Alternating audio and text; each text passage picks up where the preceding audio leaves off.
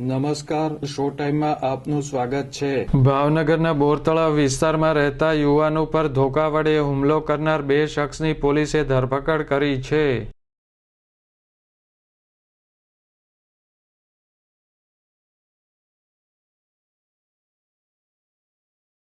બોરતળાવ મફતનગરમાં રહેતા રાજેશભાઈ ભવાનભાઈ ભોજાણી 2 દિવસ પહેલા સીતાનગરમાં નાસ્તો કરવા માટે ગયા હતા, ત્યારે વિપુલ જાદવ અને સંજય રાઠોડ નામના 2 વ્યક્તિએ રાજેશભાઈ ઉપર ધોકા વડે હુમલો કર્યો હતો।